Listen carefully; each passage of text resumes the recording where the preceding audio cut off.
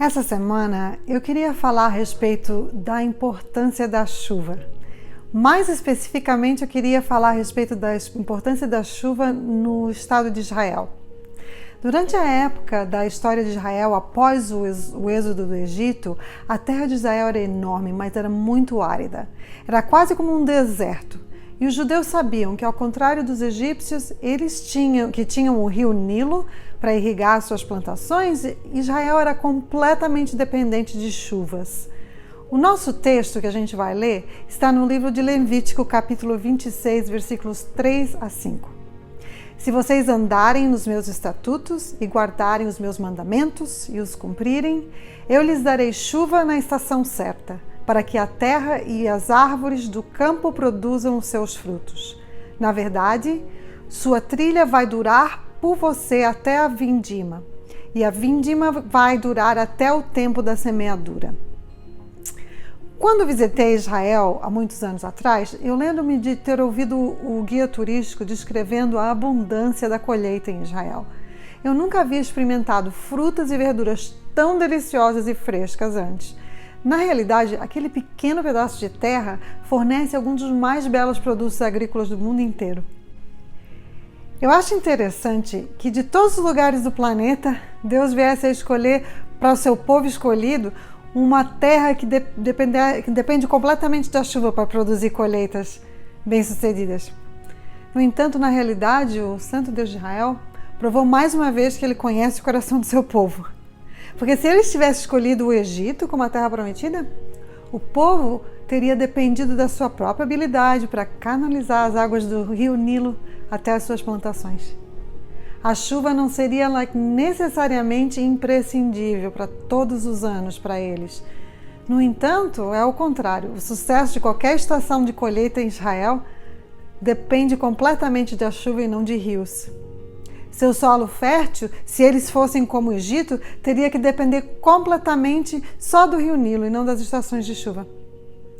Na Palestina, os agricultores antecipam as chuvas precoces que caem entre outubro e dezembro para preparar o terreno para receber a semente.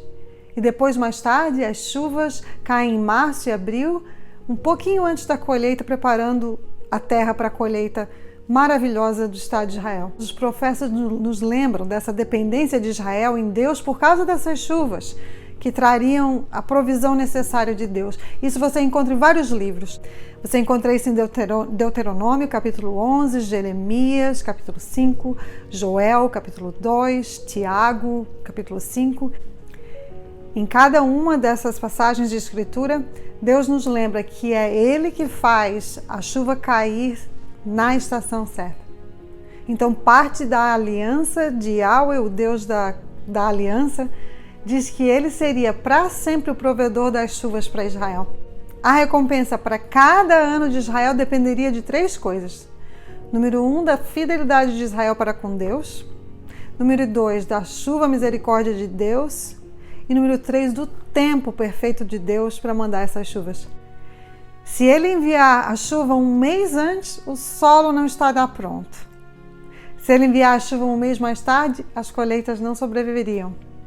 É tudo uma questão do tempo certo, o qual muitas vezes a nossa visão limitada não compreende. Isaías capítulo 55, versículos 7 e 8 falam: pois os meus pensamentos não são os seus pensamentos, nem os seus caminhos são os meus caminhos. Que assim como os céus são mais altos do que a terra, então os meus caminhos são mais altos do que os seus caminhos, e os meus pensamentos do que os seus pensamentos. O profeta Isaías nos lembra que os pensamentos de Deus, os desígnios de Deus não são como os nossos. Eu não sei se acontece isso mesmo com você, mas quanto mais perto eu caminho do Senhor, mais eu vejo a mesma história repetida na minha vida. Sempre parece haver um tempo de semeadura, um tempo de espera pela chuva e um tempo para ver essa chuva fielmente descer do céu, cair do céu sobre a minha colheita. Às vezes parece que a chuva não vai vir nunca. Nós olhamos para o céu carregado com essas densas nuvens de água e a gente pergunta: será que alguma vez essa chuva vai cair sobre mim? No entanto, ela sempre cai. Durante esse tempo difícil de espera, nós certamente experimentamos ansiedade, medo, a gente questiona Deus, às vezes a gente até se rebela.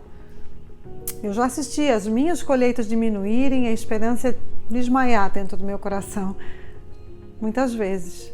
Só existe uma coisa que eu nunca vi, nunca experimentei. Deus da promessa nunca falhou.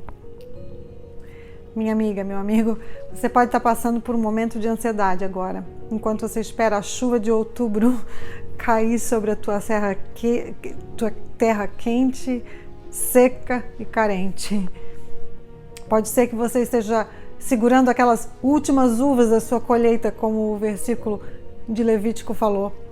Se você se sente assim hoje, se você está esperando a cura chegar, ou talvez o filho ou a filha pródiga voltar para casa, se você está esperando por aquela oferta de emprego, ou por aquele alento para o teu coração que está partido, se você está numa estação de espera que a chuva caia, fertilize a tua terra, e até mesmo se parece que Deus está quase atrasado, eu estou aqui para testemunhar para ti sobre uma vida que já foi testada e provada por 25 anos mesmo de caminhada com Deus.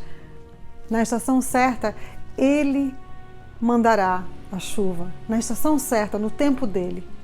Às vezes, a chuva não vem como resposta de oração. Às vezes, a chuva vem disfarçada de força e paz para que a gente possa suportar as tribulações que Ele permite em nossas vidas.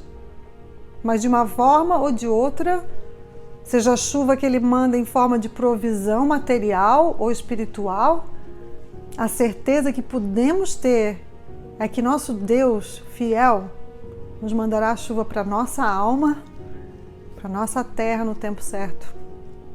Ele prometeu isso para Israel e é a promessa dele para todo filho dele. Espera pacientemente na graça do Senhor pela chuva que vai cair. Obedece a voz dele e caminhe retamente diante dele. Na verdade, esse é o teu único trabalho. Esse é o teu único trabalho. É obedecer e esperar.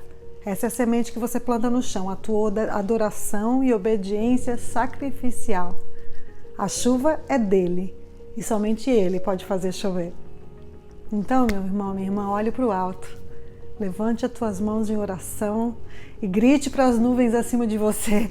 O meu Deus nunca mudará, Ele é fiel para sempre e está prestes a derramar as gotas de chuva sobre a minha terra seca.